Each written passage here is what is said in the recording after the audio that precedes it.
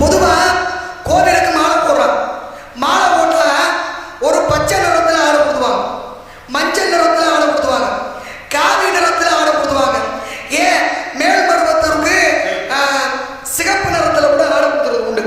ஆனா சபரிமலைக்கு போற பக்தர்கள் மட்டும் கருப்பு நிறத்திலையும் நீல நிறத்திலையும் ஆடை கொடுத்து போறாங்கல்ல. ஏன்? அதுதான் நாங்க கேட்கலான் இருந்தோம்.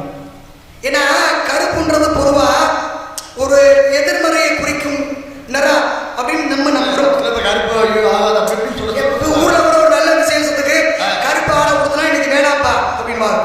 அப்ப அப்படிப்பட்ட நிறத்தை இவன் ஒரு கடுமையான தெய்வம் ஐயப்ப சுவாமி அவரை கொடுத்தி போறாங்கன்னா அதுக்கு ஒரு காரணம் இருக்கும் இல்லையா? ஏன்னா சனீஸ்வரர்கிட்ட ஐயப்பன் சொன்னாரா, என் பக்தர்களை நீங்க பிடிக்க கூடாதுன்னா.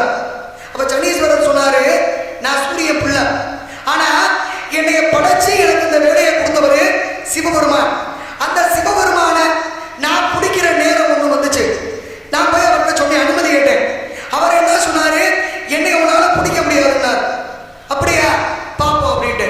உடனே என்ன பண்ணாரா சிவபெருமான், நாரைன்னு ஒரு பறவை இருக்குல்ல, நாரை, அந்த நாரைன்ற பறவையா மாறி பூமியில ஒரு குளத்துல இருக்காரு. அப்ப சனீஸ்வரர் விட்டாரா?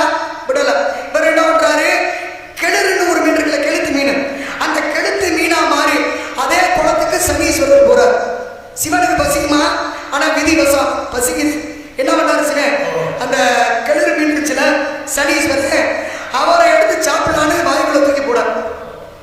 தூக்கி போட்டா இந்த கெளுத்து மீனுக்கு மட்டும் முள்ளு கொஞ்சம் வித்தியாசமா இருக்கும். உள்ள போட்ட உடனே சிவன் தொண்டைக்குள்ளேயும் போல, தொண்டைக்கு வெளியில கக்கவும் முடியல, முள்ளு மாட்டிக்கிட்டு படாத பாடு படுத்திட்டா ஆனானப்பட்ட சிவனையே விட்டாராம். அதனாலதான் இன்னைக்கு நம்ம நாட்டுல ஒரு பழமொழி சொல்லுவாங்க. என்ன பழமொழி? சனியை முடிச்ச நார எழுத முடிச்சு முடிச்சு பழமொழி. இதுதானா அந்த பழமொழி? அதனாலதான் வந்துச்சா.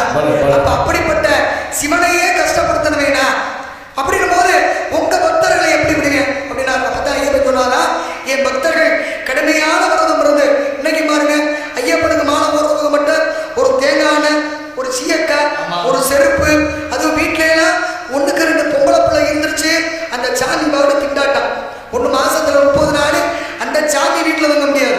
இல்ல அந்த பெண்கள் சொந்த பந்த வீட்டுல போயிருக்கணும். ஏன்னா சில நாட்கள் அப்படி பெண்களோட முகத்தை கூட பார்க்க கூடாது அப்படின்ற ஒரு கடுமையான தெய்வம் யாரு அப்படின்னா ஐயப்பன். அப்படிப்பட்ட உங்களுக்கு என் பக்தர்கள், உங்களுக்கு உகந்த நிறம் யாருக்கு? சனீஸ்வரருக்கு உகந்த நிறம் தான் கருப்பு நிறமும் நீல நிறமும். அப்ப உங்களுக்கு உகந்த அந்த நிறத்தை என் பக்தர்கள் உடுத்தி வரும்போது அவங்கள நீங்க கஷ்டப்படுத்தக்கூடாது அப்படின்னு ஐயப்பன் சனீஸ்வரர்கிட்ட கேட்டுக்கிட்ட வரம் கொடுத்த வாக்கு. அதனாலதான் சனீஸ்வரர்